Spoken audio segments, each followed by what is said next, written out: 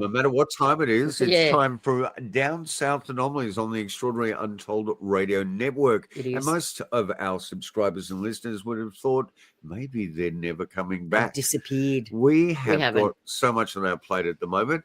And as I've said before, we have some friends that have been gravely ill, a couple that have passed away. So please excuse us with our intermittent non-weekly programs, but we're getting back into the swing of things. We are.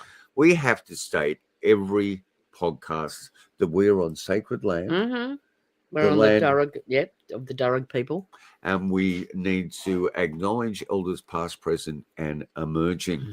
We have a guest that came to us well over a year ago. Yes. An extraordinary Renaissance man, a Mhm. revolutionary prophet, as far as I'm concerned, a writer, a director, Mm-hmm. a performer. Mm-hmm. This man literally does everything. Author. A world traveler. Song lyricist. One music, of the most blah, blah, blah. early prophetic researchers in this entire country into the world of the anomalous, and just an all-round great person. This man directed one of Australia's greatest cult films and is going through a renaissance It at is. this stage. Yep. Sons of Steel, starring our version of David Bowie, Jeff Duff, Yep. and numerous other people. Mm-hmm. That's I noticed this morning, Aspasia, that you can actually rent and watch that film now through Umbrella on YouTube. Oh, really? Yeah. Okay, there you go. Beautiful. It's on Foxtel too.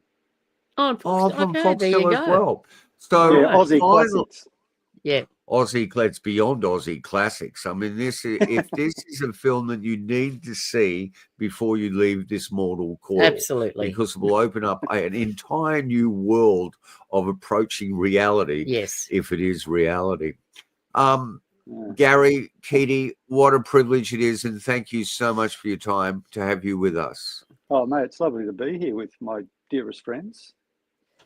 You know what? I really love the fact that we're back in your archives, and it reminds us so much of what we lost last We year. haven't lost it. No, well, we've It's been transposed. into a much more condensed version. Yes. But I yeah. like it when it's sprawling and it's out Yeah. of control. Well, we got sprawling and out of control behind the screen, but yeah. The only thing that's missing here What's that? is that beautiful Eraserhead T-shirt that I've seen you wear across many podcasts. Mm. But Eraserhead was one It's in of the wash at the moment. my absolute favorite films. And it was Yeah, such a brilliant. pity to have lost David Lynch, such a I'm a maverick. massive David Lynch fan, mate. But Yeah. look at that.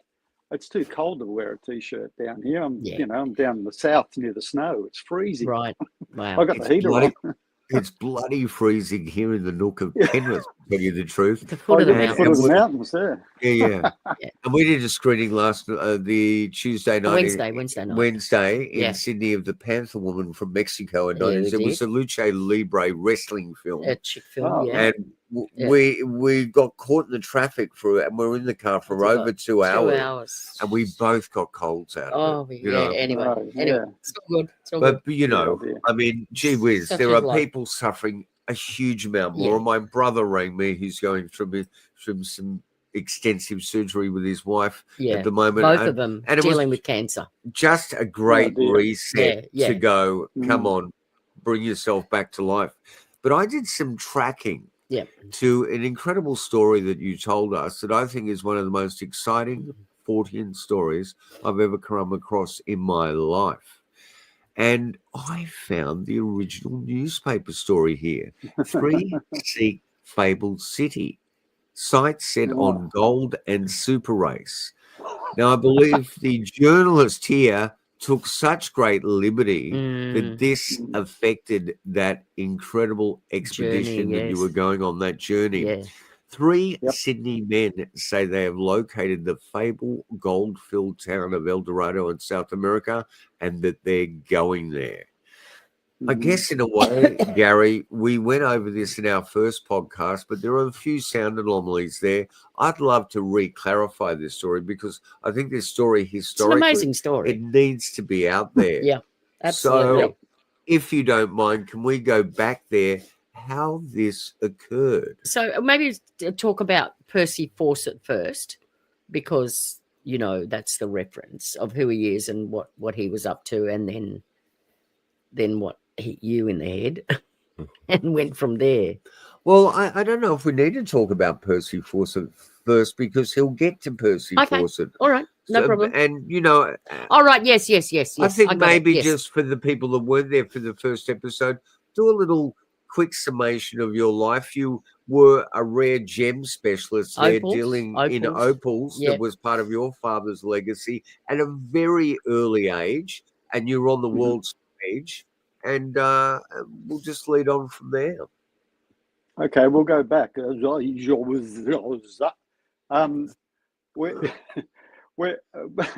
back in 1973. I mean, like when I got out of school, I worked for my dad. My dad was probably the foremost exponent of the opal industry in Australia. He's the first to really, after the Second World War, set up exporting rough opal and to around the world. And so I was naturally assumed to come into that business when I left school. So I left school pretty early in '67 and joined the family business and started traveling around the globe flogging opals. Yeah. Which meant I picked up on things, and being like a big sponge, I at that time, every country had a kind of a whole different scenario going on. Not like today, where everything seems to be evened out. You know, technology's done that, media's done that. Then it was really pockets of major differences. Like I'd rock into London on my way to Frankfurt, Germany, because the big opal center of selling was in Oberstein in the south of Germany. And you go into London and like 1967, 68, shit was happening. Happening. Yeah. I mean, you know, it's Jimi Hendrix and, you know, the Beatles, it was just cooking. And so I do these trips on, you know, 707s and Constellation Clippers with my dad, and we'd go around flogging stuff and the opals and seeing his customers and stuff. And then I'd come back to Sydney and it'd be like stepping off a carousel, right? You know, back into going down to the Domain and jumping up and reading my poetry and protesting against the Vietnam War and stuff like that. So I was living a parallel world, so to speak, where I was out there in the commercial world and not really liking it, but getting the opportunity to see what was going on around the world, and then coming back here and then participating back in what my first love was, which was demonstrating against everything that was wrong, as I figured, right? So anyhow, that carried on, and I wasn't going to particularly last in the opal business with my dad because we conflicted. We were very similar type characters, had certain ambitions, but mine were more of a creative thing. I had this burning desire to write, I was composing, I was in bands, I was doing all the shit that you did in the end of the 60s and jumping into the 70s, where it was starting to get really insane.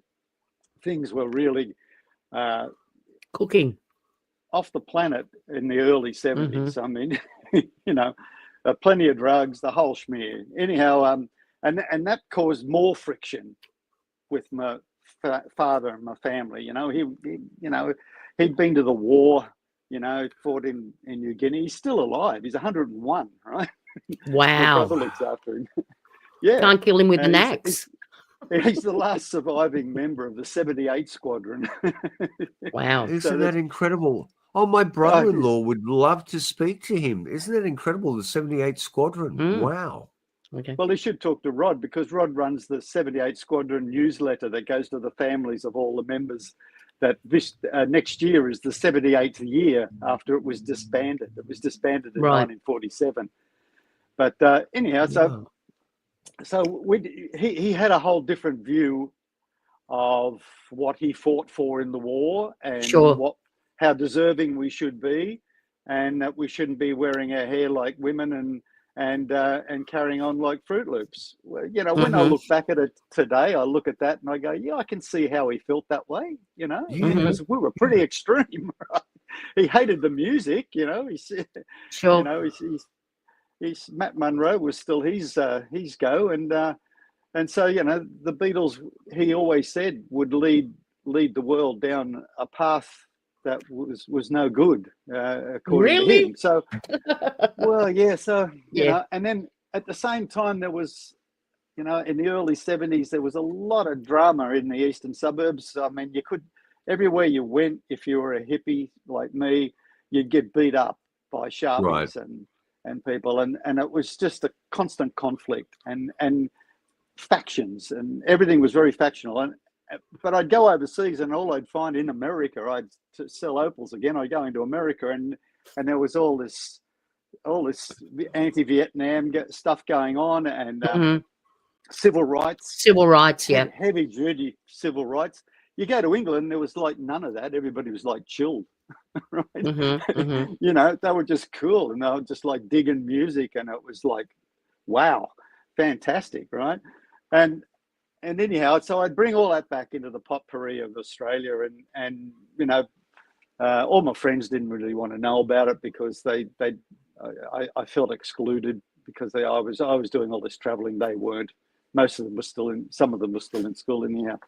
So, getting into the about 1973 was when I was starting to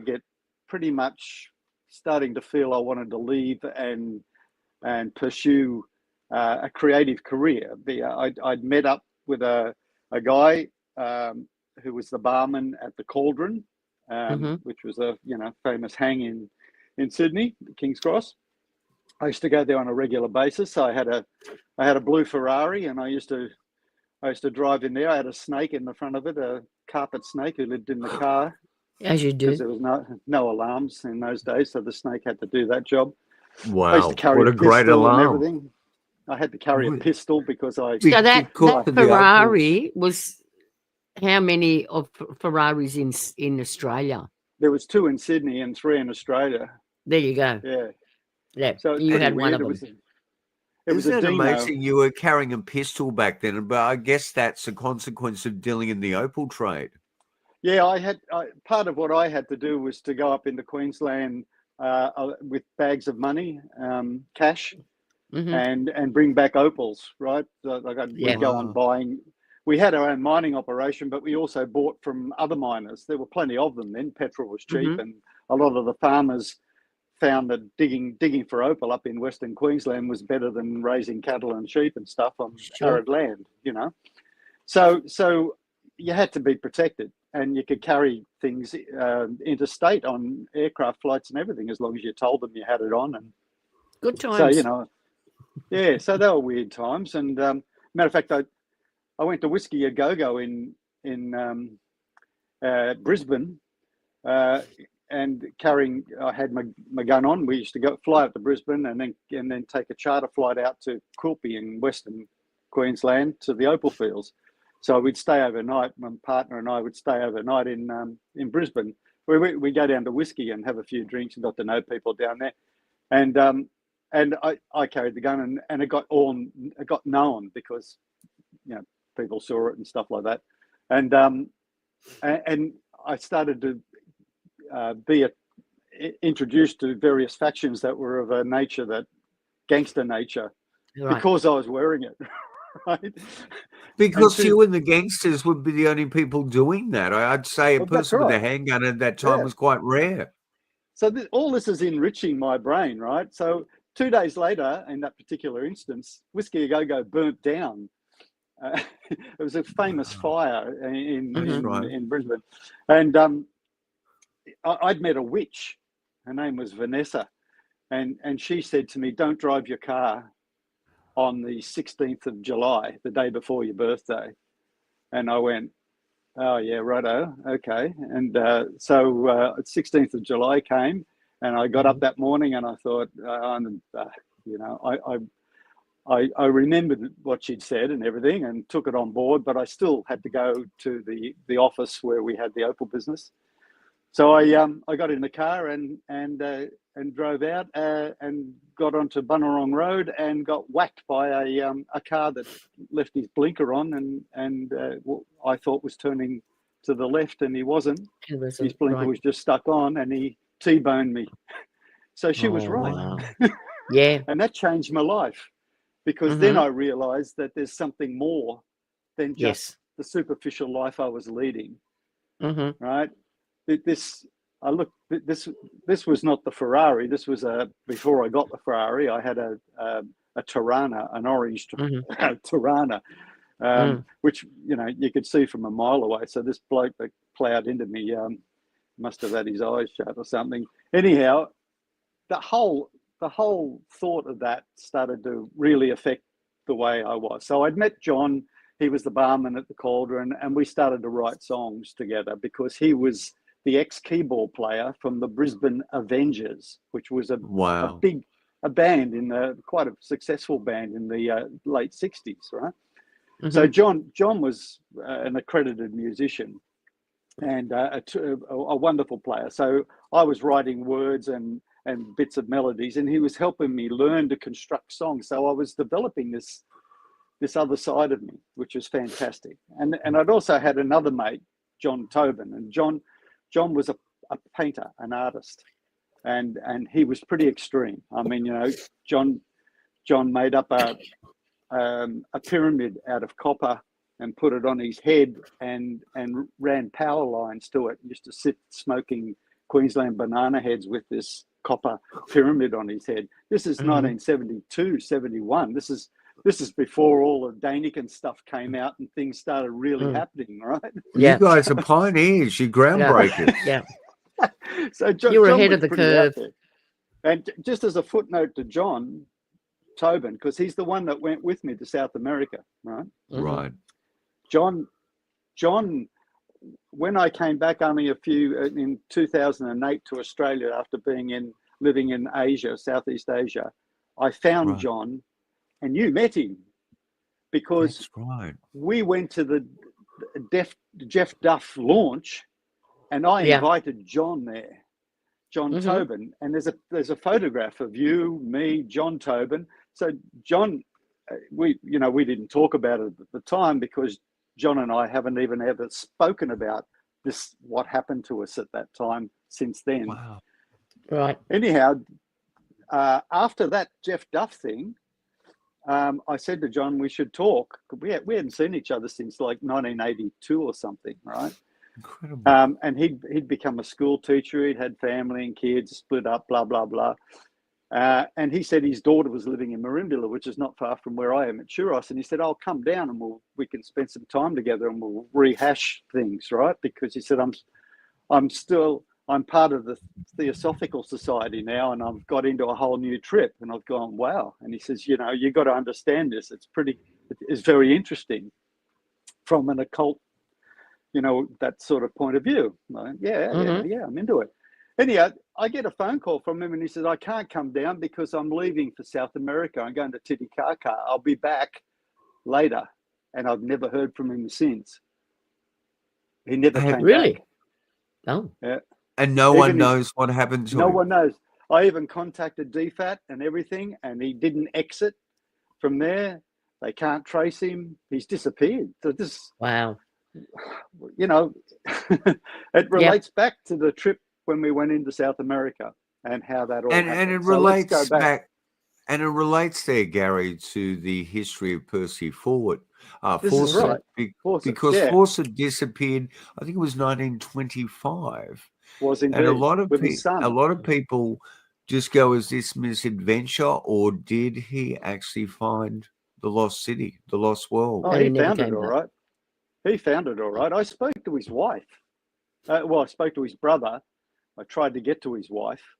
In 1954, by 1954, after he disappeared with his son in 1925, right up until 1954, she had been talking to him spiritually, communicating with him, that he was still that he'd found this lost city in South America in the jungle, right? Isn't that astounding?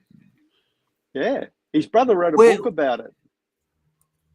So it has been documented that there was that spiritual connection with him after his disappearance. Oh, absolutely. Absolutely. Right. So his brother wouldn't even talk to me. It took me ages to get hold of him. We finally got him on the phone and he was really nervous about it. And then I said to him, look, my experience was that I'd been contacted by Percy Fawcett somehow, right? And that, I got hang up, and then I tried again, hang up. And I said, look, you know, and then he explained to me how Percy Fawcett's wife had been in contact with him. So he understood that I could have had that connection, right, for a period of time, because it did disappear. However, so how that came about, we did discuss it, but John Tobin and I were sitting in his apartment in North Bondi,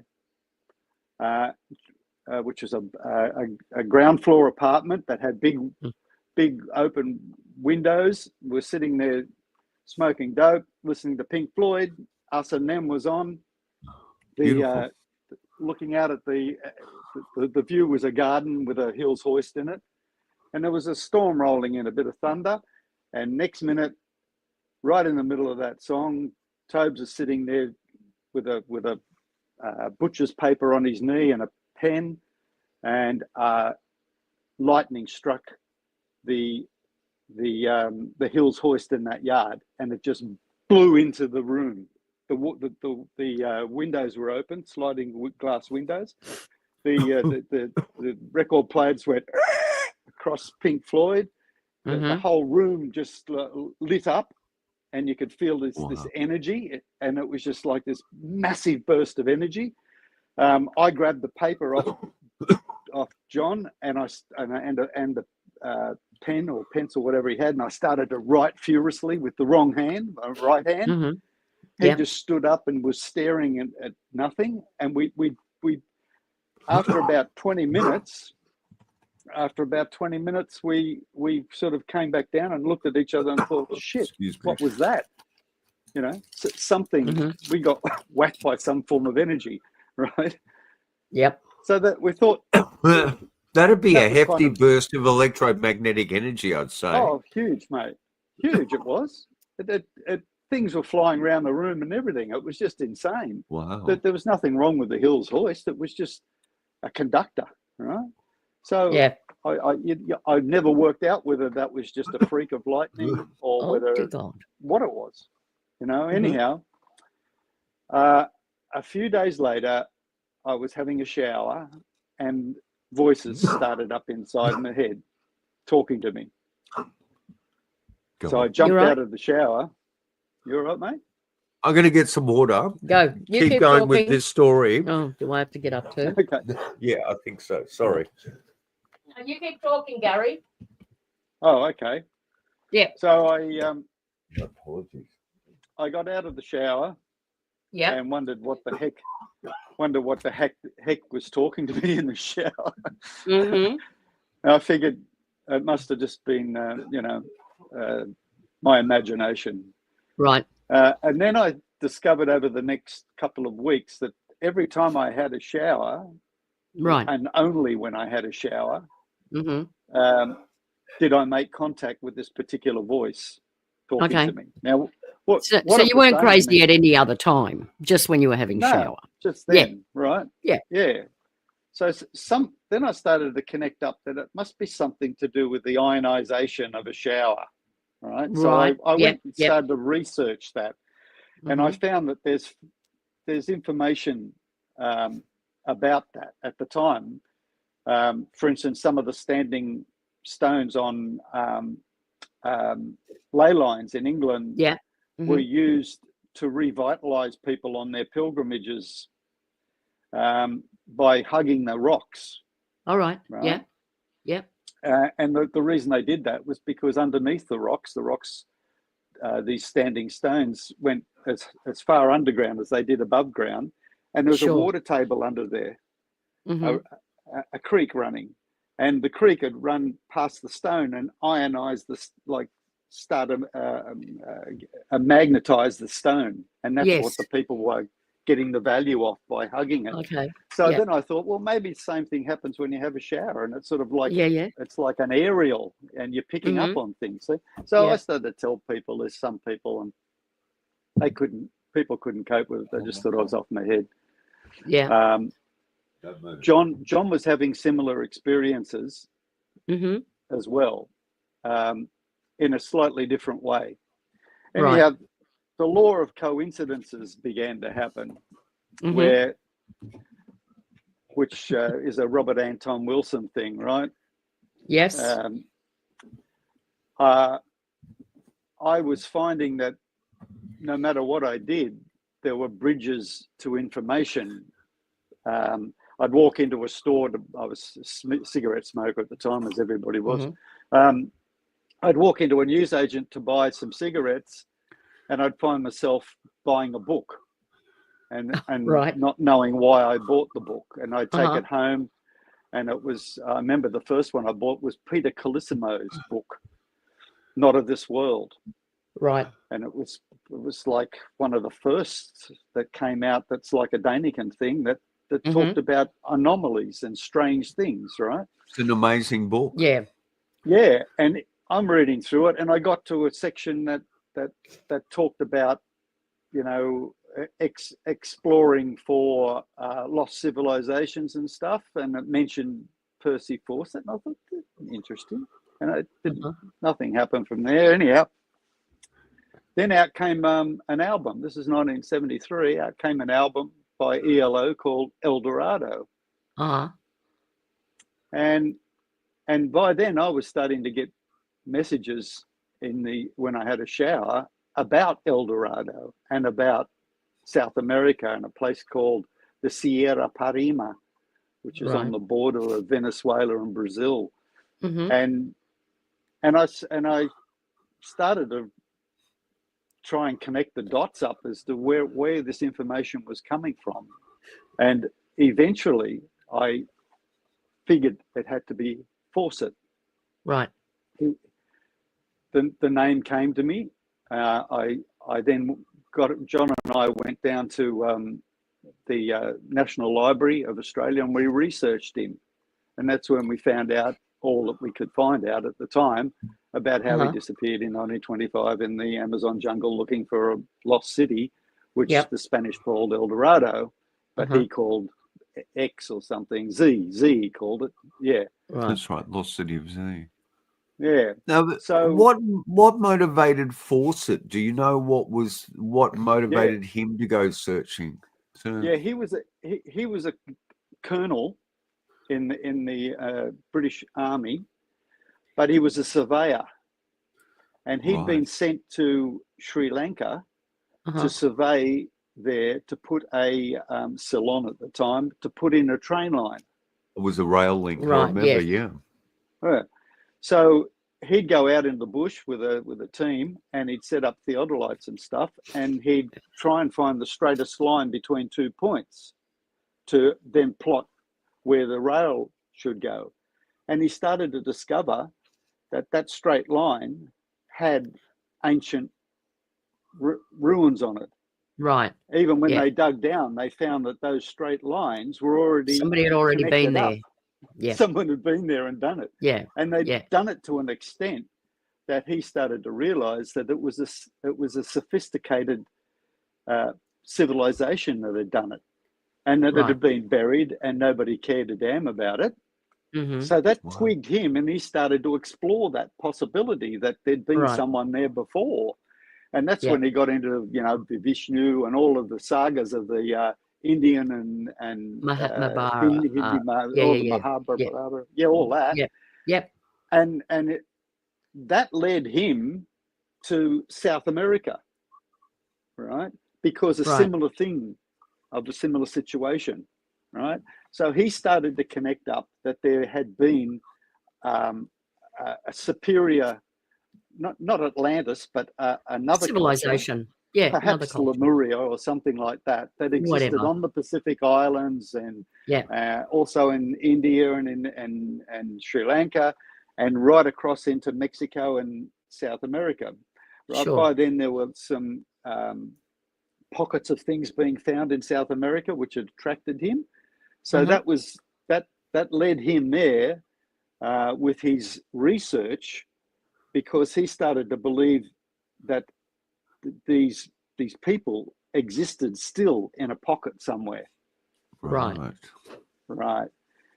There was all sorts of weird things. There was weird things about how there were massive tunnels underneath the Pacific that connected up islands.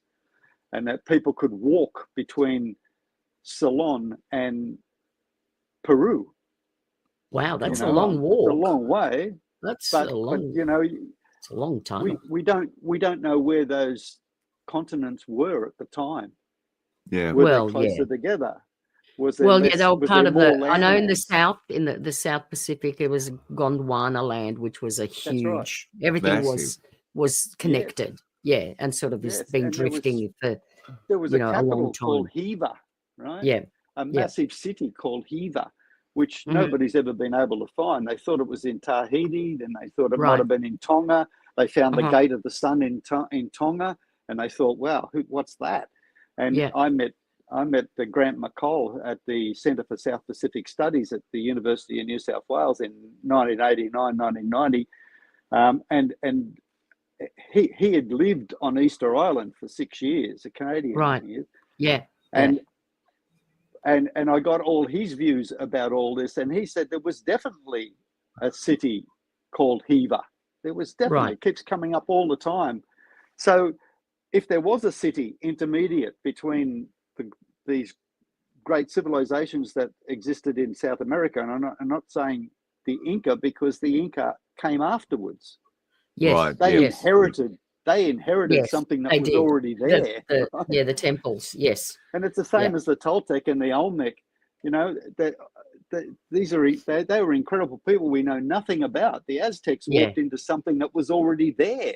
Yes. Same as the yes. Spanish did, and they Yes. obliterated it. So we Mm. we don't know. Yes. So And what's left You of know- these structures, you will always see that they tried to actually replicate them architecturally and couldn't Mhm. achieve the same amount of skill that was there. Yeah. I mean, even in the Americas, there's the pre-Indian race. Oh yeah. Again, yeah. where Oh, the yeah. burial mounds come Yeah. from.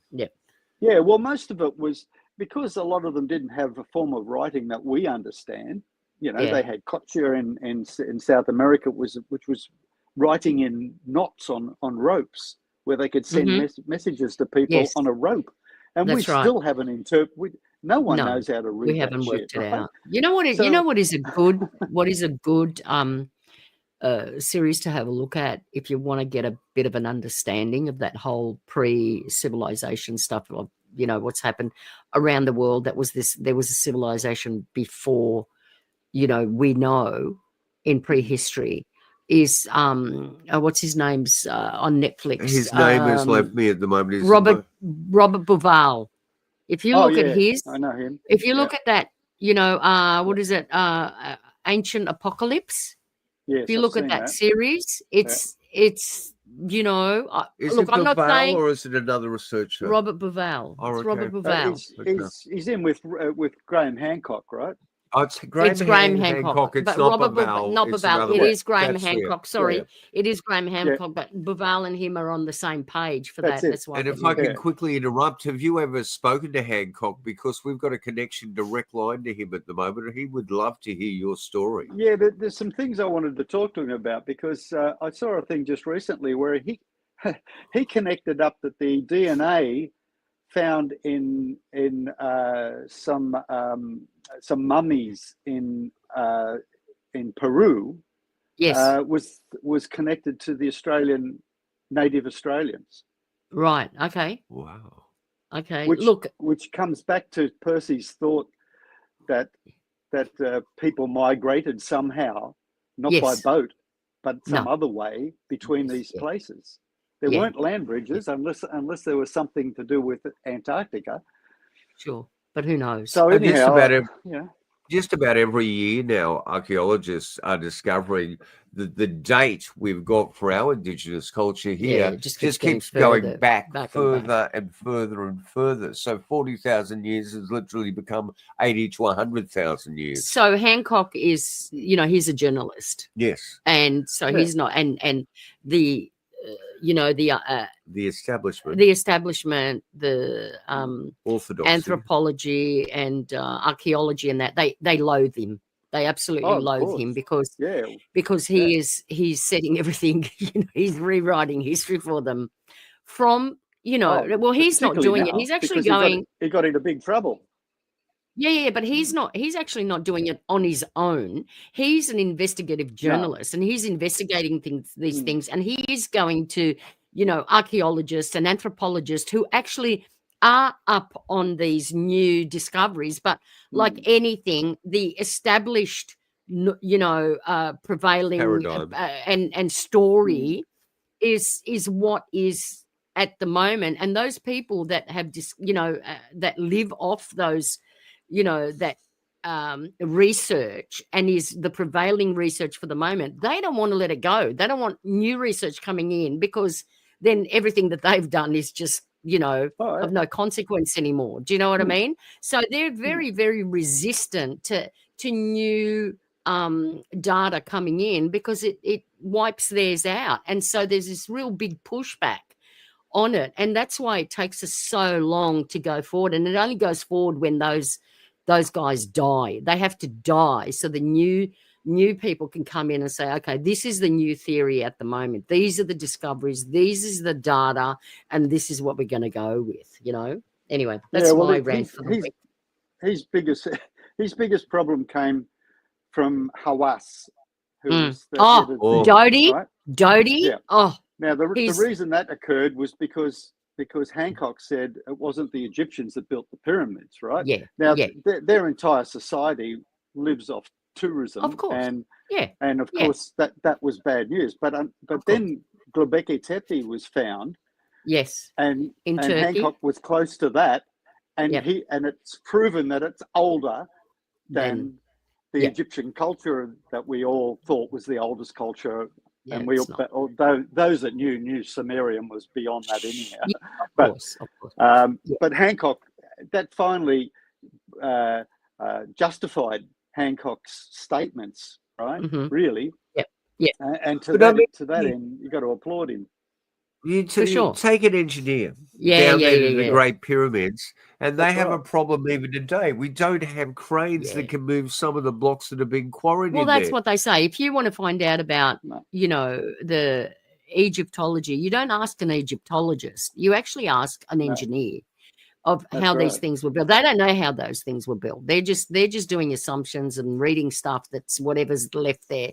So it's like, if you want to know how old these things are and how they were done, you need to ask an engineer, not an Egyptologist. And going back to what you were saying before, is that, Gary, it is quite obvious worldwide that we had some huge civilization that was technologically working in harmony with the planet to build the largest edifices in the world at some of the most extraordinary altitudes that would be impossible in many ways for us to even try and replicate today. And all the cultures that came after, how come you've got like the step pyramids collapsing, yet, just down the road, the major pyramid, they're one of the most pictorially documented cultures in the world, doesn't have a freaking hieroglyph in it anywhere, and looks like it was assigned to a piece of graffiti. So you're really onto something here intuitively, what has happened to you in that shower with the Australian Hills hoist.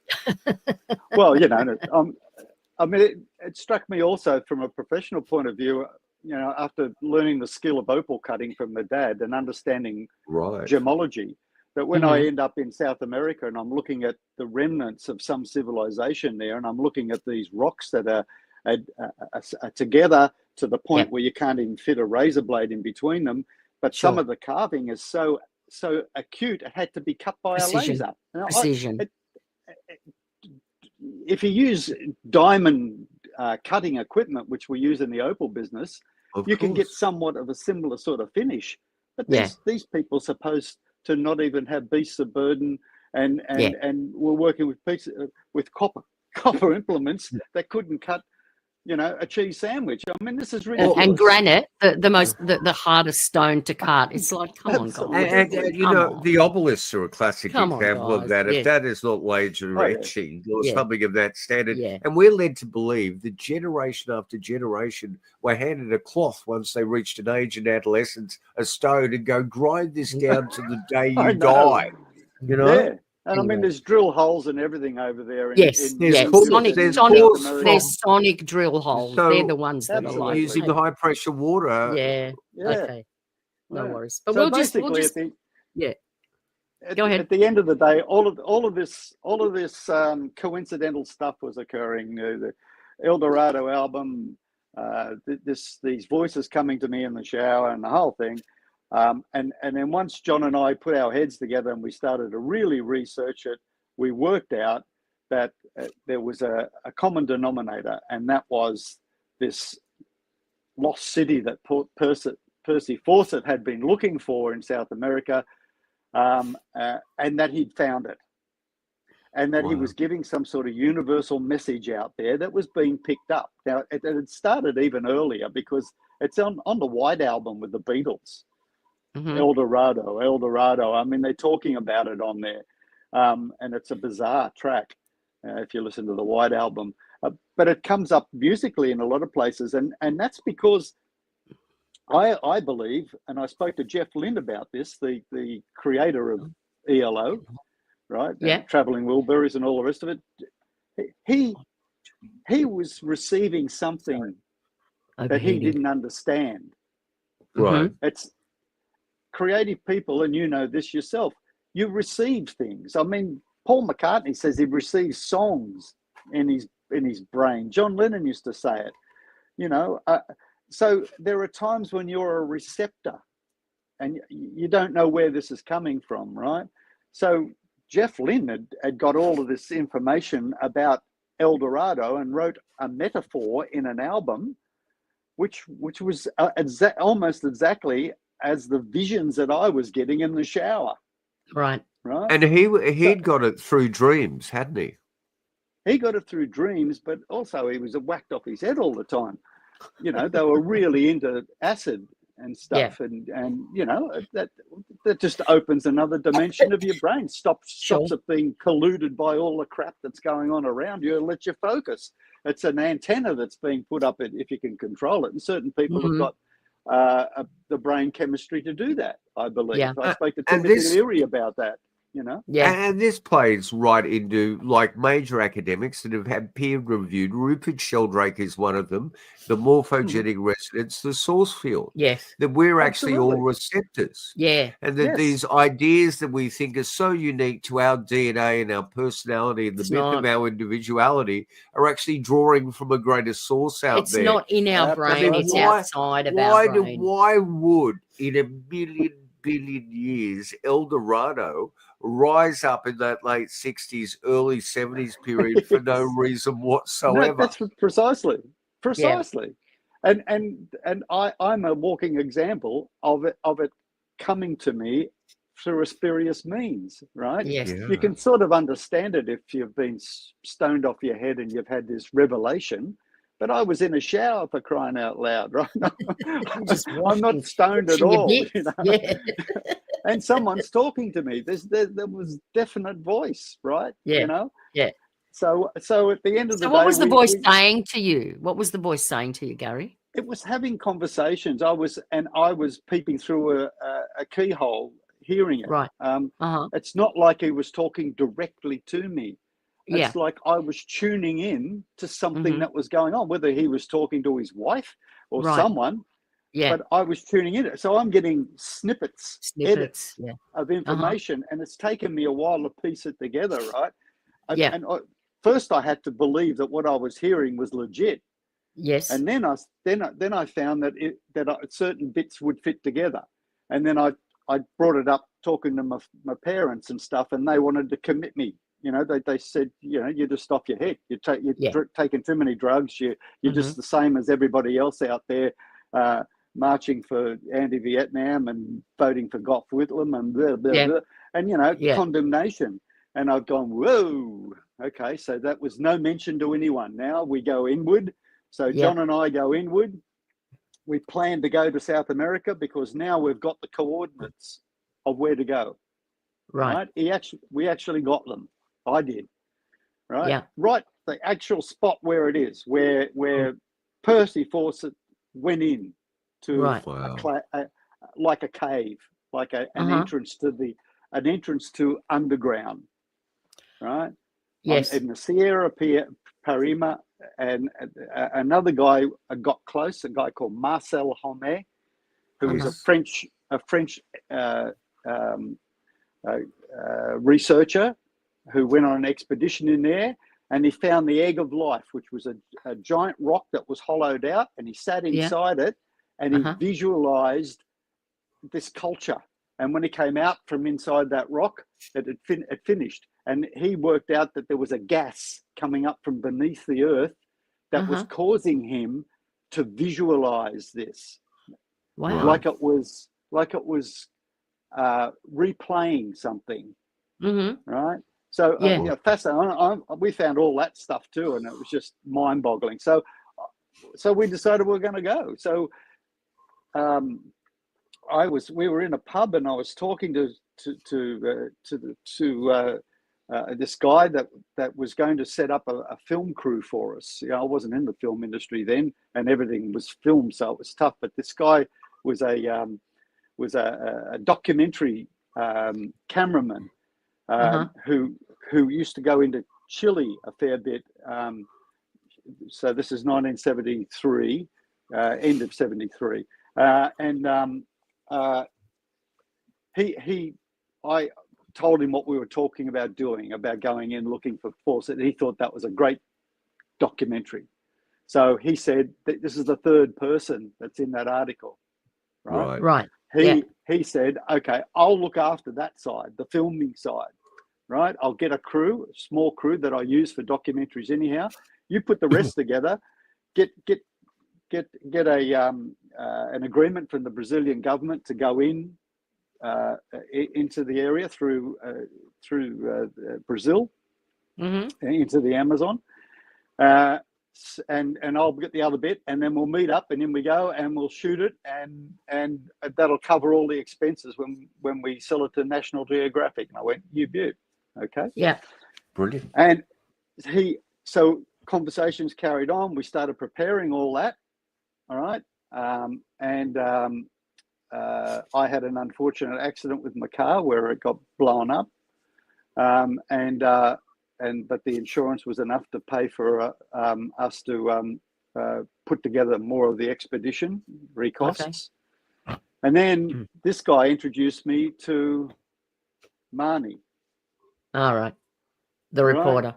Yeah. And I said, I don't want to talk to any reporter. And he said, no, this guy's kosher. He's a good bloke. He's done articles on my documentaries that I'd shot in South America before. And I filled him in a little bit on what you were telling me about.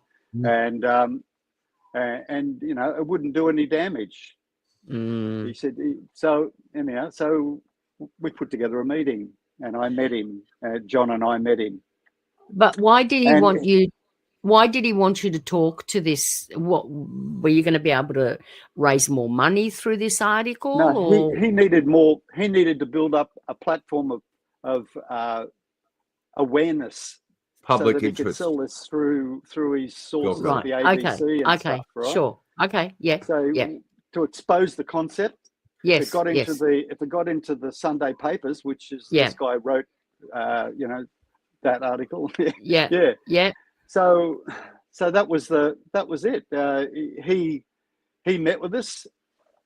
He had this ability to get you talking.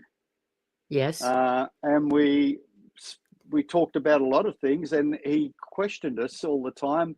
And I said, "Oh, some of these things you can't write about." He said, "That's all right. I'm only going to write the basics of it all, it gave me the line anyhow, and I fell for it hook, line, thing. I'm only in my early 20s, right? Sure.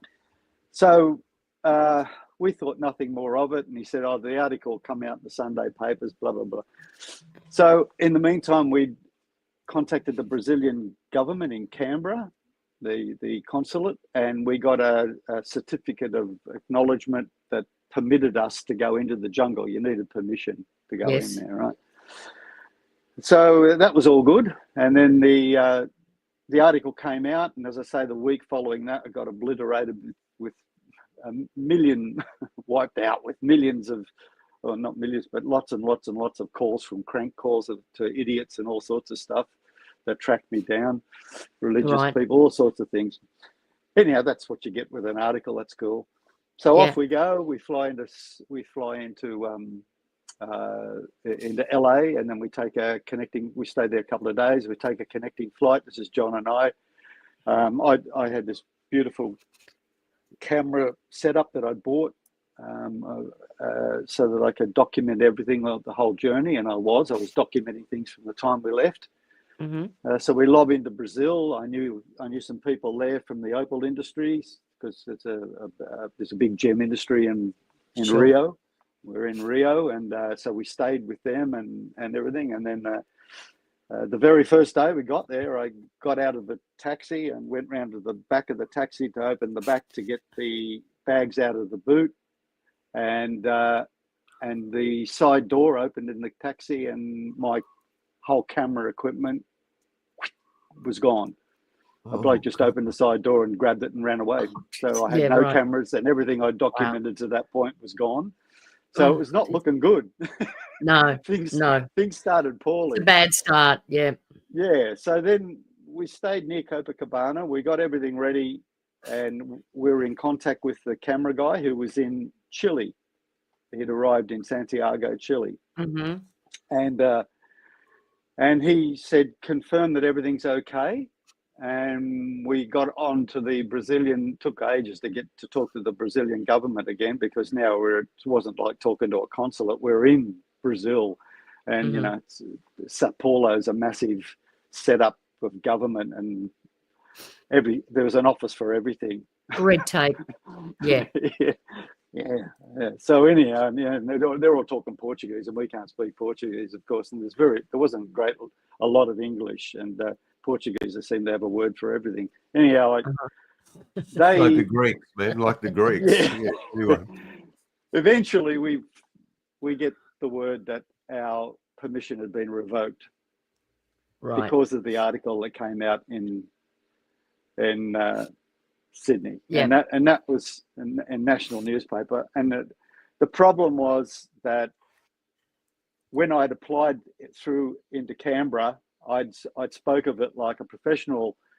What I'd written to them even was a professional expedition that was following in the footsteps of Percy H. Fawcett and documenting it for a series. Yes. But what they read in the papers was what you see there that you just put up a moment ago, which was some exploitation of trying to find gold and become super rich and all this sort of shit. And it was soul destroying, because I didn't think that was going to reach that far, nor did John. Mm. Yeah, right. So then we had some big decisions to make, because we're not only our visas were revoked as well. Oh. So we had to leave Brazil. Now, it's a really Catholic country, and we talked about there's things there about religion in that article. Anyhow, we just the camera crew said, look, we can still go in. We'll just go in through Chile, or up through and go around the other way through Peru. We can find a way in. It's all right. The Amazon's a big place. Sure. They go, all right. So we fly into Chile, and the day we arrive, a guy jumps off a building committing suicide and landed on a Canadian tourist walking up the street. Yeah. And it set off this thing. Like, it was part of the Pinochet thing. Yeah. I mean, there was gunships going down the street, like tanks, and kids running out throwing bottles at them, and it was just bloody chaos. I mean, I'd never experienced anything like it, right? And then, a couple of days I had dysentery, so I just stuck on the toilet for a couple of days. I picked it up until this lady would come in every day and mop the floor around me while I'm sitting on the toilet in this crud hotel we were in. Mm-hmm. And she came in this particular day and handed me a little bowl with a coca leaf in it of hot water, and said, "Hey, yeah, drink." And I drank, and it was gone like that. Wow. Okay. Fantastic. Anyhow, a cure for all evil. As a matter of fact, if you look back at encyclopedias in the early 1900s, you'll see that cocaine was a cure for everything. Lots of things they discovered. It wasn't until later. Yeah. So anyhow, overindulged. We then had to go and meet up with the camera guy. Something went wrong, and he bailed out of town mainly because this revolution that was taking place in the streets. He knew where it was headed. He'd had lots of experience in Chile and in those places, and you know what they were like in those days. They'd said it was like there was factions everywhere, and there were guerrilla fighters trying to take over the government, and it was typical Latin area. It was just madness, right? We're walking down the street, and a guy comes out and shoves a gun in my face, and then pushes it into my mouth and breaks this tooth here. Oh, dear God! And we get thrown into jail. Oh. That was the end of everything. The cameraman had left town. Told us before we left that the only way we could get in the jungle is to get in with this guy Daniel Russo, who was an archaeologist that studied all this sort of stuff and lived in Santiago, a friend of von Däniken's, it turned out. Right. Von Däniken got a lot of his stuff about Nazca and all of that out of Daniel Russo. This guy really knew everything, but we never got to meet him because we ended up in jail, and it was frightening. You initially tried to get von Däniken to go with you, didn't you, Gary? I wrote him letters. Yeah. But he didn't seem that interested, and it was difficult. He got put into jail anyhow. Right. I remember he got arrested, and then he wrote the second book. Was it God of the Gold or something? Gold of the Gods. Yeah. Gold of the Gods. Yeah, he wrote that from jail while he was in there. He got arrested. Yeah. So in Switzerland, wasn't it? Yes, I think so. Well, that's where he lived. There's a lot of confusion about that arrest, and I'm not sure how valid that was at the end of the day, but it was to do with the Abacaro stones or something like that. Wasn't it being fraudulent and contemporary and him passing them off as something that was ancient in antiquity? Well, but very difficult to ascertain that stuff at that time. Yeah. They were very volatile times, and if you came out with anything that was a little bit left of centre, you were gone. Oh yeah, right? They were just all over you like a cheap suit, right? That's what it was like in South America. That the more that we went crook about what was about the arrest and all that sort of stuff, the worse it got for us. The worse, you just. So what were you charged with? What were you arrested for? I mean, what? They just rounded up anybody that was white because they thought we were all the CIA. Oh, okay. They were paranoid about CIA. Everyone. Yeah. I mean, there were. Every time you went into a bar. But who was paranoid? Pinochet, not Pinochet. Pinochet was installed by the CIA. Of course he was, but it was the factions that were attacking to get him out. The factions, right? Okay. Yeah, right. Okay. Yeah. He's the one putting the tanks down the streets, but it's it's the guerrilla soldiers that were coming in that were trying to take over. Right. And these people were ruthless. They were just gangsters. Well, it's a revolution. Really. Yeah, revolution. Yes. And people I tell you, when we were in Rio, everywhere you went, there were Yanks that were like cloak and dagger CIA agents. They were everywhere. I mean, you came across them all the time because you went to nightclubs at that age, you know, and you go into all the hip places, and that's where they were hanging, Yeah, of course. So I don't blame them for just rounding everybody up that had a white skin and looked middle class or upwards, right? Yeah. So you're under suspicion, right? So, but Pinochet's people, the government people, were rounding them up and then sorting out which were on their side and which weren't, basically, right?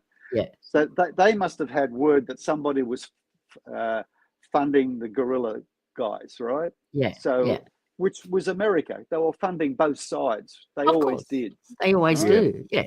They still do to today, right? That's their job. So, yeah. They straddle the fence of uncertainty and horror. Anyhow, so the long and short of it was we finally got the Australian consulate to send a dude down to talk to us, and he got us out because they were short a couple of players in their local cricket side that was playing against the Poms, and so we got to play in that game to get out. That's Sure, remarkable. that got us out. Yeah, that got us That out, is and then just it got us crazy. That got us on a land Chile flight the next day into Lima. And I'll never forget that flight because the plane was a Convair 880 and you had to run for it to get a seat. There were people carrying chooks and all sorts of shit. So when they called the flight, they had a flight to Lima, flight 502 to Lima, but they change it and they go, oh no, it's not going there now, it's going somewhere, because they didn't have enough people sitting in that area, right? And then all of a sudden they go, yes, the Lima flight's on, and then because there was enough people, and they all charge out the door and they all run for the plane. I said to John, quick, we've got to run for the plane. We're not going to get on it, you know. And you get in there and you have to fight for a seat.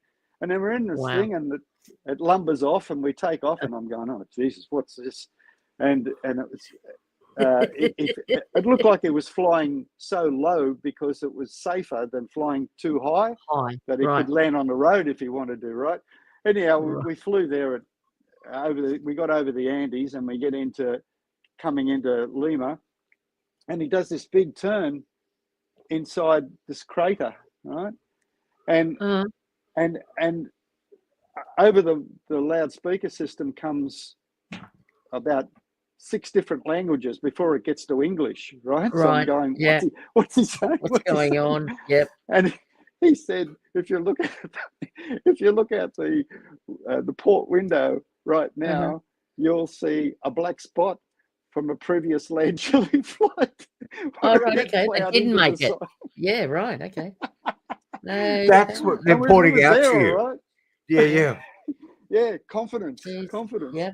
Okay. Anyhow, so when we landed there and we went up and we hung and checked out all of the ruins and stuff, John and I, and then we went up and then went to Machu Picchu, did the usual stuff, did the Caliph, and to get up to there so he didn't get a headache. And then John decided he'd go to Venezuela and see if he could get in up the Orinoco River, and I headed back to Australia to see if I could raise money. Right. So on the way, I land in Papeete. I was on an Air France flight and it went to Papeete and it landed there. As a matter of fact, that was another one that it got spoiler got stuck on the plane as we were coming into land, and the pilot ran out of the cockpit down the aisle of the plane and looked out the window going to see what was going on. And I'm going, that's the pilot. Yeah, right. Right. Anyhow, they got the thing down and we landed in Papeete, and I bought a thing to go out to Moorea Island for 3 days at Club Med. It was the last bit of money I had, and I thought I'm going to blow this and have a great time, right? And you bought these beads, and that was your money, and you wore the beads, and you could use the beads to exchange for drinks and all that sort of stuff. Right. So I get there and I get billeted, and I'm in a room with this guy, and he doesn't speak English; he's French. Right. So we get to know each other. It turns out he works for the French military, and he's a very important person technically at Mururoa. Oh, right. Mururoa Atoll. The atomic. Yeah. Yes. So boy, do you know how to get in the hot water. Oh, mate, this is how this is already a nightmare I'm on. You're a freak magnet. And here I am in paradise, and I've found somebody who's connected to something bizarre. So we go and we sit at Glasshouse Mountain, and Glasshouse Mountain's got this hole in it, and the sun comes up at dawn and goes and fits the hole and just blows your mind. And we were both sitting there crying, right? Right. And at that moment, we connected as two human beings. And we couldn't even speak to each other because Dennis Duan, his name was, right? And Dennis, that's all I knew. That's his only English he can speak was yes, no, ha, ha, ha, ha, and my name's Dennis. Yeah. But we communicated in some other way, mentally. I get back, he used to say in French, 1, 2, 3, boom, right? Which was the bomb going off. Yes. Wow. I get back to Australia, and months later, a tube arrives, and I open the tube. It's from Papiet, and there's 3 large format photographs of the Mururoa explosion. Right. With 1, 2, 3, boom, written on the back, Venice. Yeah. And he got arrested for having sent them and got put into jail by the French military. Wow. I then contacted his parents in France. I can't think of the name of the place now. It's like named after a cheese, I think. Anyhow, they were freaked out. They couldn't get him out. As far as I know, he did 19 to 20 years for the photographs that he nicked and sent me. Oh my God. I got them to the People for a Nuclear-Free Pacific, and they made posters out of them, and we used them to protest and everything. Since now, those photographs are everywhere. And Sons of Steel. Yeah, well, that's where it all started to come from, see? That's why I mentioned there's the what connection happened with that. It connects right up to today, because I'm still doing that shit today. It hasn't stopped for you. And doesn't the gatefold vinyl release of the Sons of Steel soundtrack has one of the pictures in there? Yeah, it's incredible. That's the donut, the first explosion. Yeah, there's 3 in line. I tried everything. I even went to one of those Channel 9 shows, which I forget what it was called now. It was like, those, they're 6 o'clock on their current Sunday affair night, or whatever. Current affair type thing, and told them the story and showed them the photographs, and they said, well, it's not good enough. He needed to have been murdered or something. Oh, fantastic. God. Great. So we could never get him out. I even went there after Sons of Steel. That guy Grant McCall that I said that was with the Centre for South Pacific Studies at the University of New South Wales. They gave me an honorary AAVL doctorate for having helped stop the Mururoa French testing, because I went to France with Sons of Steel. Yeah. And played it in universities and tried to build up, this is in 1988, tried to build up a support system to stop it, telling the French, look at the film, it's a bit of a laugh, but take parts of it seriously and see that, people in Melbourne, I used to make the speech at the universities and stuff, and as I introduced the film, right, like, what we did, Jamie, you've done it yourself. You did it for Sons of Steel in Perth, right? Introducing the film. That there was cattle in Victoria and in the milk districts that had radiation in their milk because of the fallout from birds shitting in their fields that had flown migratory from the Mururoa Atoll, right? And so it was nailing Australia and irradiating us, the fallout from it. So I took that incredibly seriously. I wanted to stop it, and I was meeting all these different people that were involved with the I met this guy that parachuted in there just before a nuclear explosion to try and stop it from going off. Good heavens! An Australian. He parachuted this would have been in there a while before Greenpeace was getting into action. Oh yeah, this is before Greenpeace, yeah. And so, incredible. So all that came from the shower.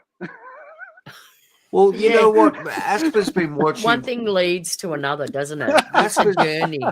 Yeah. Asper, you've been watching that series on the LA Media. Life After Death. Yeah, Tyler Henry. Yeah, Tyler Henry, and there's similar stuff his father built him one of those complete dark rooms. Yeah, so he could sit in and cry.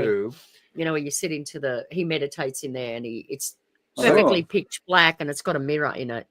And if you look, so obviously his receiver, Tyler Henry's receiver is so strong that he's able to receive. And a lot of that, as you said, there's 2 things that come into play: trauma and water. Yeah.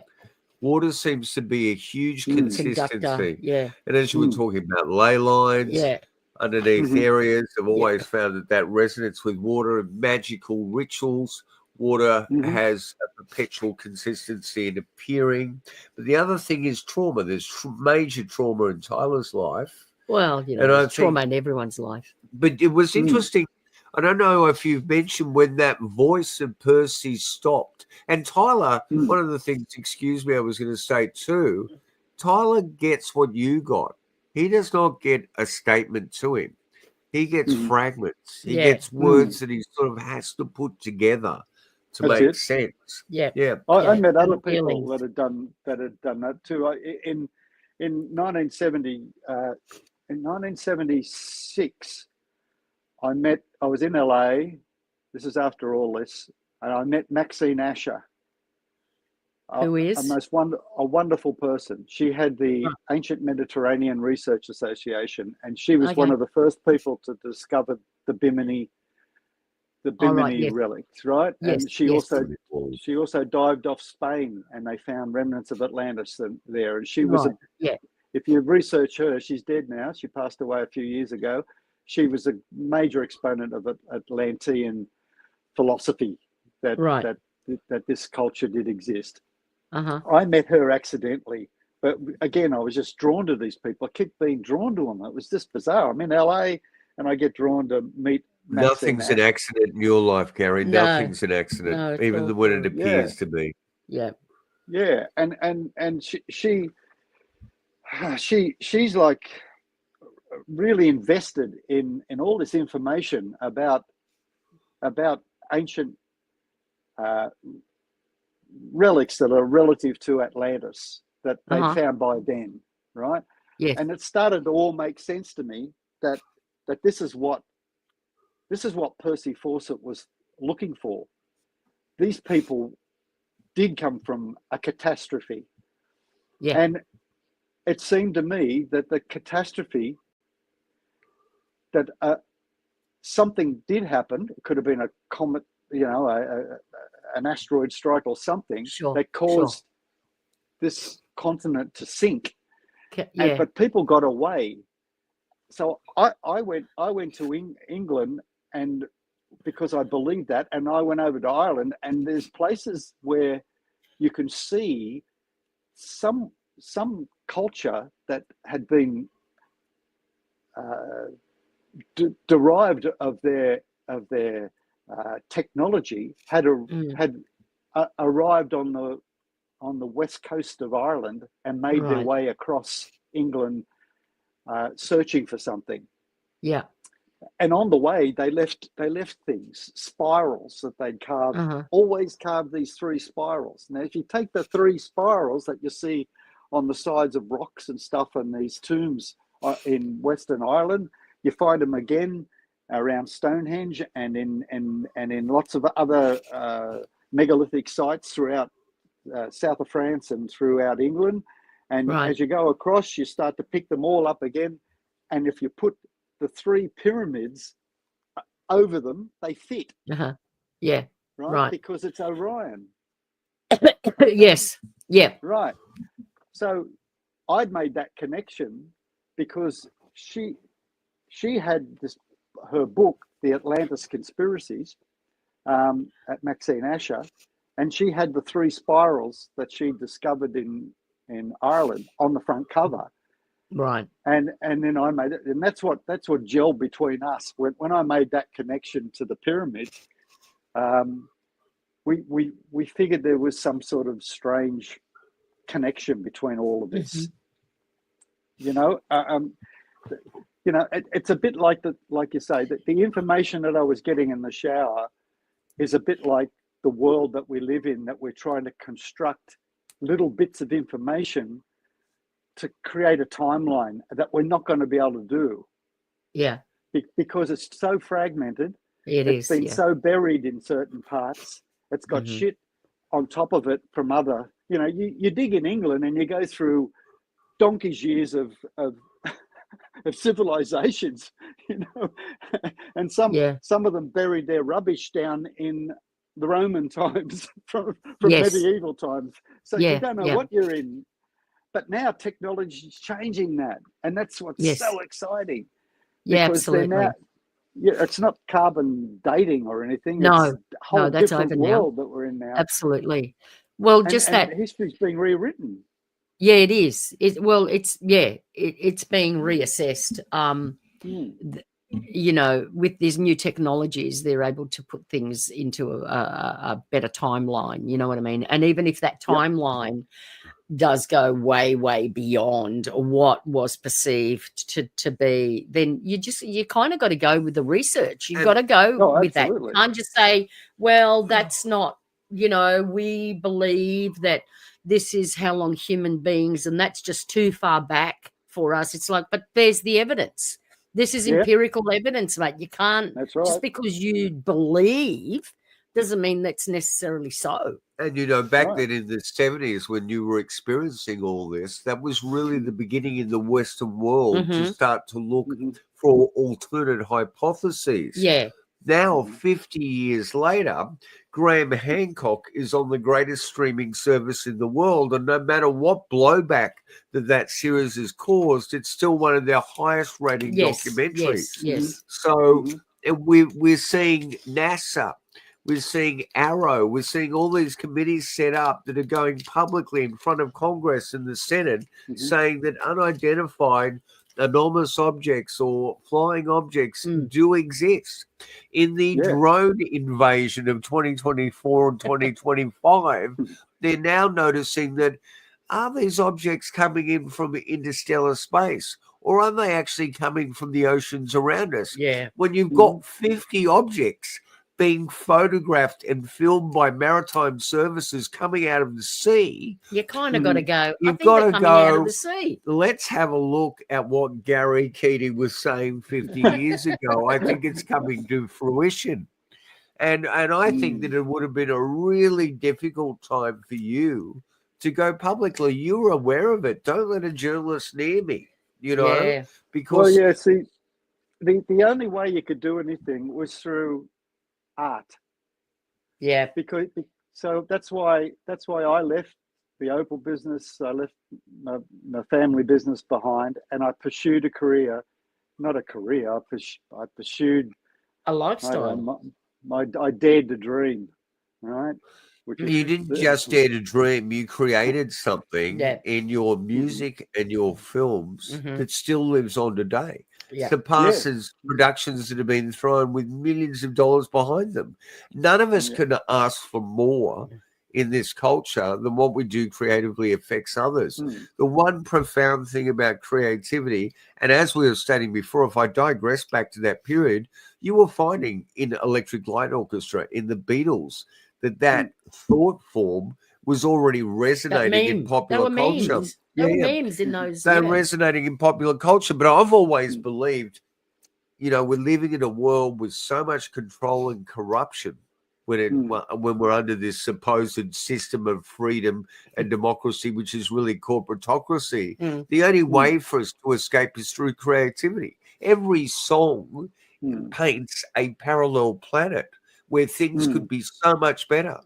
Every piece of writing and research exposes us to expanding a greater sense of what humanity is. Or could be. And so I think that the only safeguard we have in Western culture is basically our creativity. It is the greatest driving force. Yeah. We're lucky because we're very lucky. Religion suppressed everything.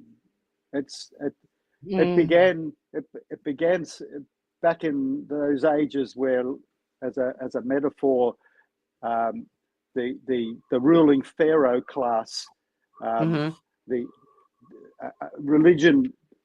religions began, and these guys found that they could be equal to a pharaoh by saying that they were connected to God. They were talking to God. A God. They were God's conduit. Right? Yeah.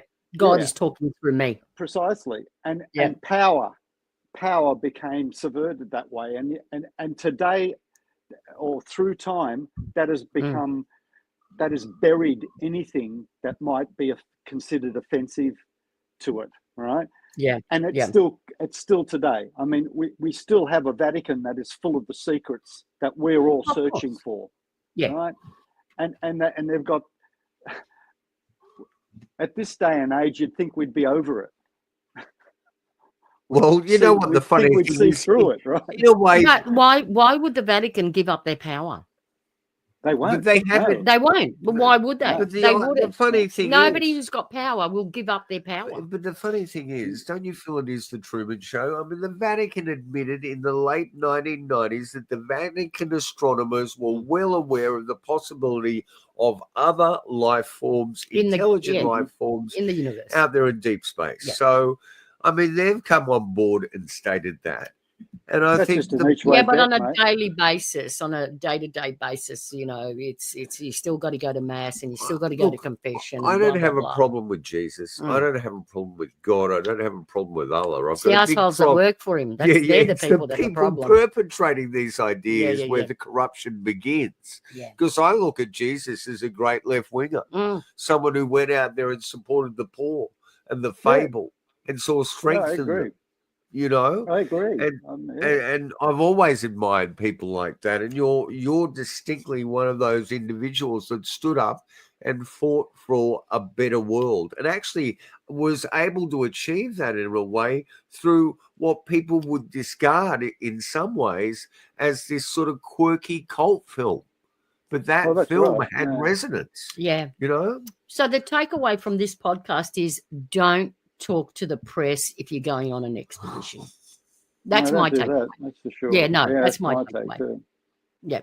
I can remember, and the voices stop. You know, the connection gets broken, which was sort of like something, you know, like a major divorce for me at the time, because it would have been emotionally devastating. Yeah, it was, and it broke after I left Papeete in Tahiti. So so it was as though it knew, or that universal consciousness that I was linked into knew that I was going to have to pursue some other way of doing this. John pursued it for years and never ever managed, and as I say, has only recently gone back and disappeared. So you know, you could go into these places now easily by helicopter. Do you still have the coordinates? Do you still have the coordinates? Yeah. If somebody said, "Here's the money, I want you to mount an expedition," would you go? I'm too old. Really? Yeah. Well, something has to take you out. May as well be this. I mean, seriously. What a thing to say to Gary. Well, you know. Anything to take Gary out. No, I know, but you know. I think a bigger issue to me, if I wanted to leave a legacy, it wouldn't be that. The legacy that I'd like to leave is that my work of trying to create greater understanding reaches an audience. Sure. That's what I want to do. Yeah. Yeah. And that's become more important to me. Yeah. And you know what, Gary? To Asper and I, that's how we found you. Yes, you did. Yeah. That work has created that resonance. Through that film. It created that resonance with us. Yeah. And it hasn't stopped. Yeah. We haven't lost that excitement of knowing who you are. We haven't lost being inspired by your ideas and who you are. And you might be able to see that because you're too close to it. And I think that legacy will go on as long as humanity goes on, because that film is already, and what you've done musically. But what we will do, we'll have a look at the preview for something that you've been working on, which is a musical album that sort of spans the test of time over your life, doesn't it? Maybe tell us a little bit about the Avalon idea. Well, that came from we go back to what I was talking about, Maxine Asher and all of that, and how I ended up in England in the 1977, because I was there was a number of things I wanted to do. One, I wanted to go and look at revisit these megalithic sites in England.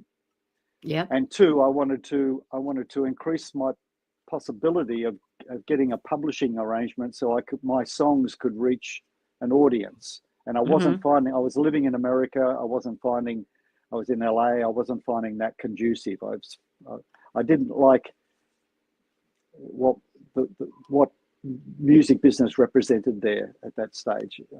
It was too superficial. There was more concrete and more meaningful, progressive music coming out of Europe and England at the time. This is the when it was turning to punk. It was just turning to punk. Right? That's why Eno and Bowie fled to Berlin. That's right. So I'd met a whole bunch of Aussies in Los Angeles. Brian Cadd, Russell Morris, all those guys, which we all called ourselves the Blue Gum Mafia, and we were all trying to help each other. Steve Kipner was there. He wrote Physical for a living. John years out later, great writer. He says, "Listen, if you're going to England, could you deliver this package to my dad?" So I go, okay. So I go over and I go to England, London, and I go to New Cavendish Street, meet Steve's father, Nat Kipner, and deliver the package. Nat makes me a cup of tea. There's no milk. It goes down to get milk. I'm still in the apartment. Door opens. Out comes John Valens from the cupboard, and that's his room. And John had been living with Nat, right? He used to laugh about it. He always said the room was so small he'd have to stand in the kitchen if he had a hard on because he couldn't turn around in the room. Right. He couldn't swing a cat in there.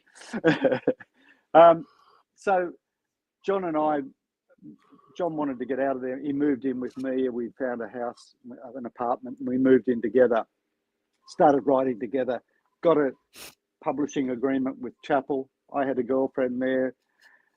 She had a day job, so she had a mini minor. So we get in the mini minor and we go to Salisbury and look at fantastic Stonehenge on a day when it was unbelievable. This is 1977. It was a fog, and the only thing sticking out of the fog was Stonehenge. And we pulled up and saw that. It was just incredible. So in those days, it wasn't all fenced off, so we cruised around it. Then we went to Woodhenge, which not a lot of people realise is a representation of Stonehenge in Woodhenge. So it was pre-built as Woodhenge before it was Stonehenge. Then we go from there to Glastonbury, and John and I at midnight climb the Tor at Glastonbury, and we sit on the Tor at midnight. The mountain, the famous Avalon. Okay, and we got stoned, and we're sitting there looking at it, and I looked up and I could see in the sky there was like footprints in the sky, and I said to John, "This is insane." There was movement in the skies. We looked down, and a fog had moved in around us, like a mist. Now you're floating. This Tor was sticking out of a fog. Now, history or geology will tell you that they were actually all lakes, and the Glastonbury Tor was actually one of 7 hills that were islands at the time of like King Arthur and way back in the Iron Age, okay, and before the Roman, or they were still there when the Romans came. So John and I are looking at this, and all of a sudden I said, "Hey, look at that!" And we could see shapes in the fog that looked like animals. We thought, "Oh, we're just stoned," right? Anyhow, we come back to London. We wrote a musical about it called Footprints in the Sky. And we wrote a song called Avalon because it was about Avalon. Right? The whole vibe was about Avalon. And we find out later in a John Michel book that the ancients, when the water evaporated around there, they put rocks in the ground that symbolically referenced the star signs above, the astrology signs.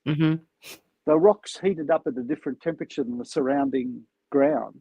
so that when fog came in, they'd form into the picture of the symbolic reference to the astrology signs. Right. So that's what we were seeing. We were seeing Scorpio and Cancer and all around us. Yeah. Right? Incredible. That stayed with John and I like an indelible thing in our brains. We were blown out by that. We've been writing ever since, right? John and I have been co-writers. He lives up in Bellingen.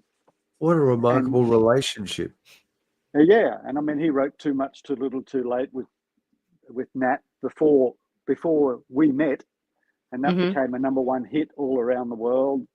And anyhow, a few years ago, just before COVID, John and I talked, and I was going to England to launch my book, Sons of Steel. And I wanted to go and see the guitar player that used to be in our band World that we had in 1978, 79, 80 in England, and then brought out to Australia, which was a prog rock band that wrote a song called Avalon and a whole pile of others. And so I said to John, I'm going to go and see Adrian, because Adrian had since in the 80s gone on to be in other bands. One of them was the Vibrators. Remember them? Wow, I love that band. They were great. So he still lived in Hampstead Heath in the same house, same apartment he lived in the 70s when I'm there in 2017. And he comes to the book launch, and I said to him, look, why don't we reform the band and finish what we started? We never ever did the album. And he said, oh, yeah, I'm in.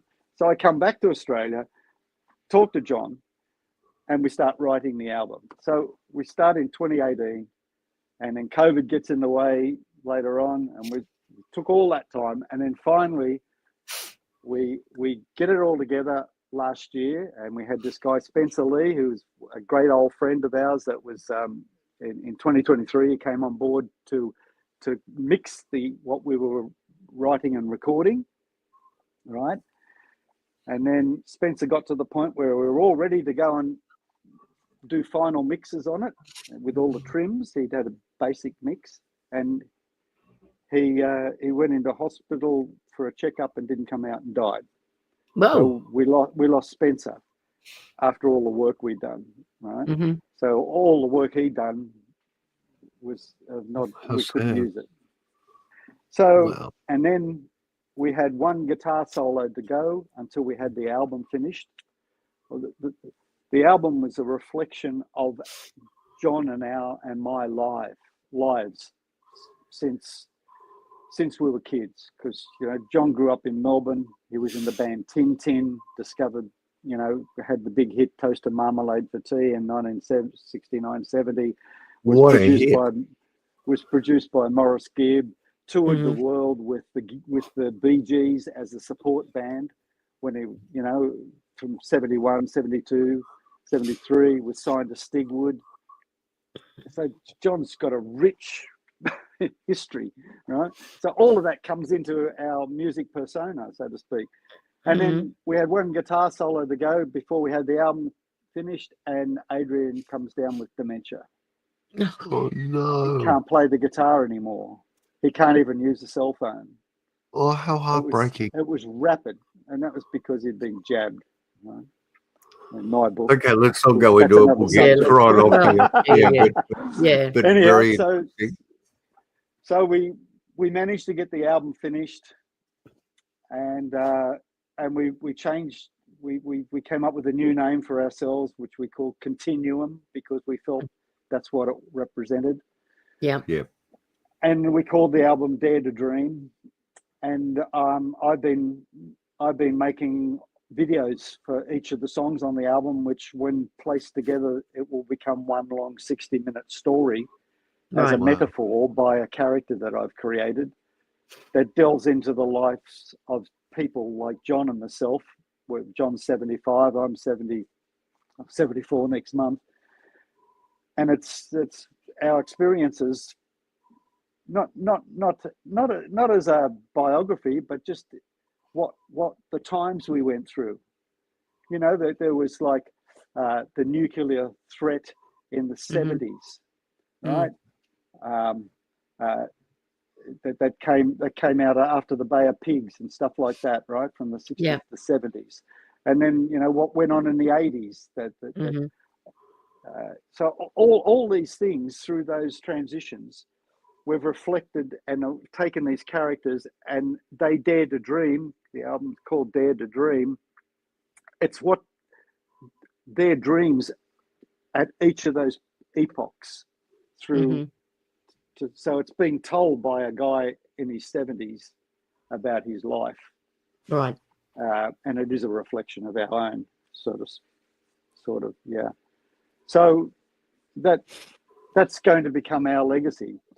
Okay. Maybe there'll be more after it, maybe not.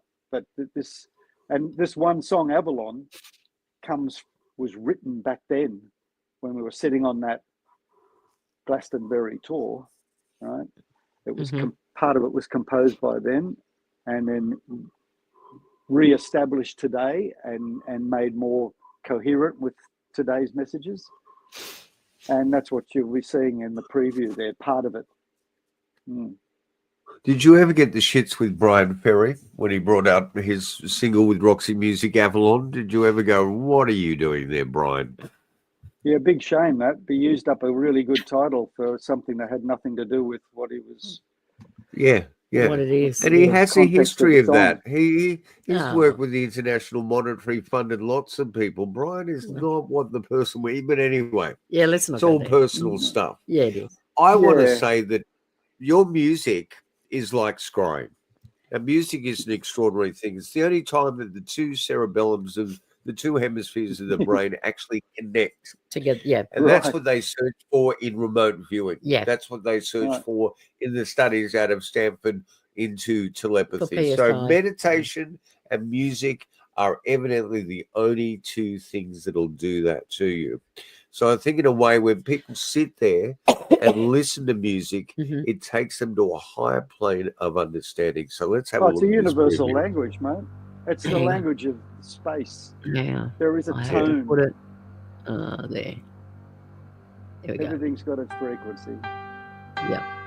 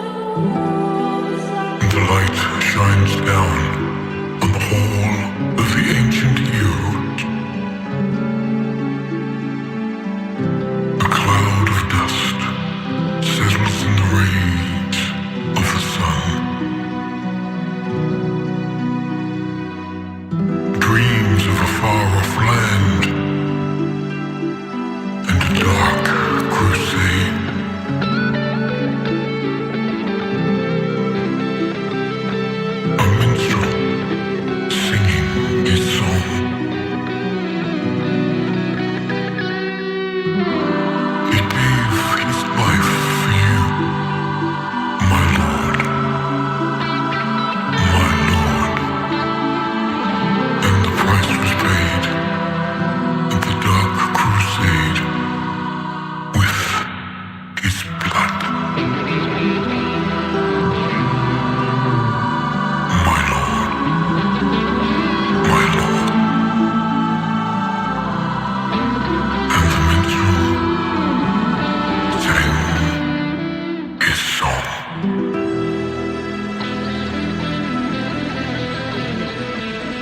Okay. You're on mic.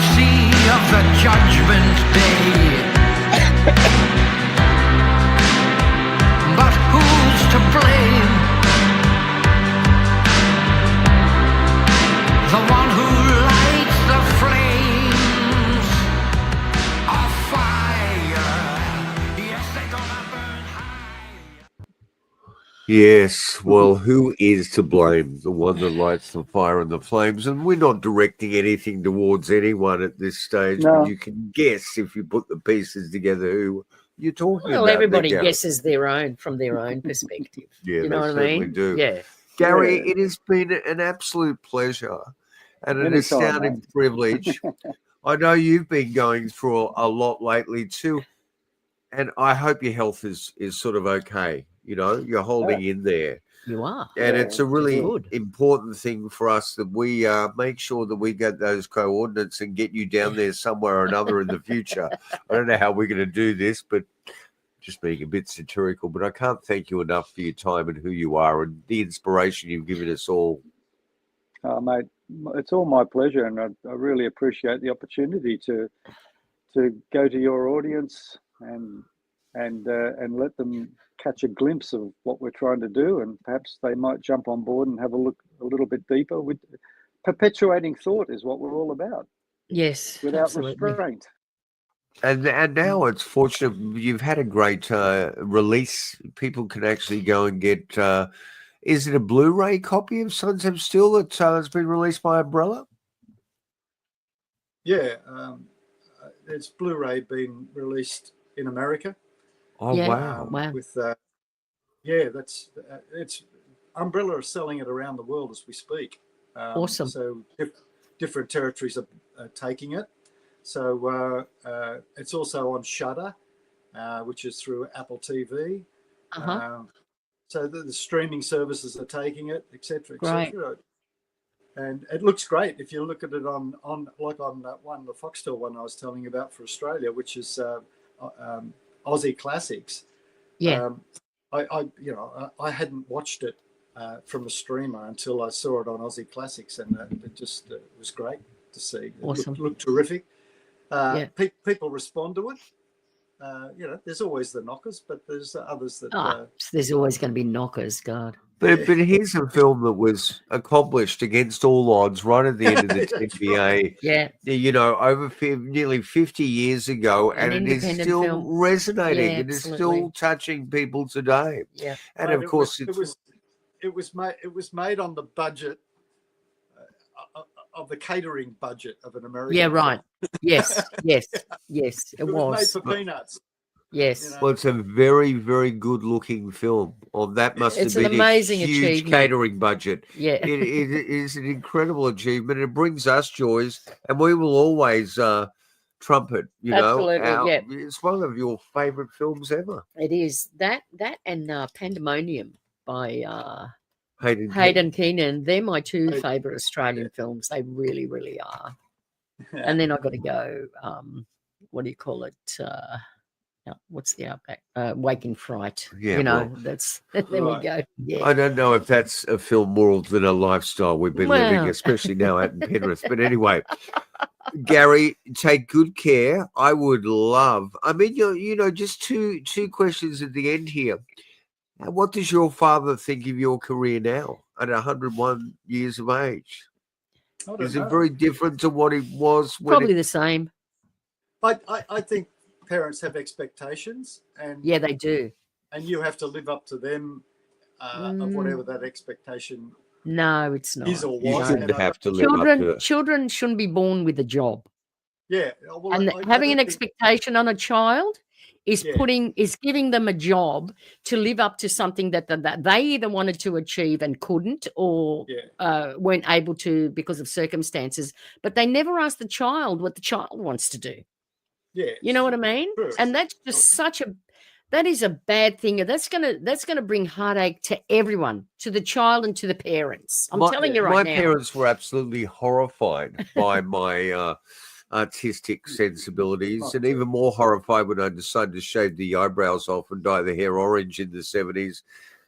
And I thought finally, when I got onto nationwide television once a week on the movie show, it would be fine. And I can remember approaching my father, and he goes, "You're still a silly idiot, aren't you? I mean, why aren't you doing the news? Yeah, why you should be doing the news, something as superficial as this damn pathetic reviewing movie films." Show, and then I find out recently, spending time with my sister out here, that he used to sit down and watch it every week and love it. Of course he did. Tell me that.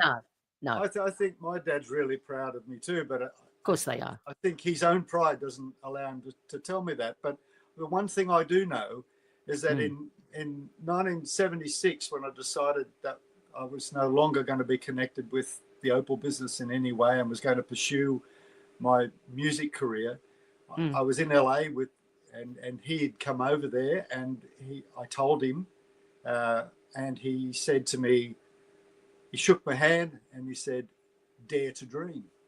Yeah, right. Wow. There you go. Well, he said that statement to you.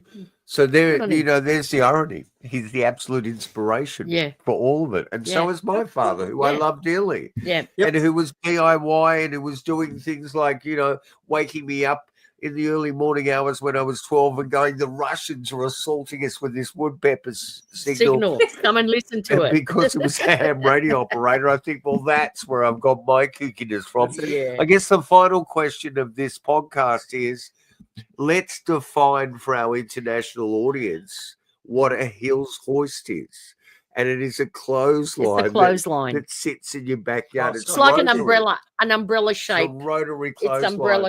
It's for, So I think the Hills horse is a specifically Australian thing. It is. Yeah. So that's what Hills is. Well, maybe we should get out there and start selling them as like lightning, rods for illumination. I actually think we're going away from the Hills hoist clothesline. It's unfortunately. Yeah, I know. Yeah. Anyway, I used to swing around it and get the. Oh yeah, we used to hang on it. We used to get into trouble all the time, but because there was 5 of us, we were able to balance.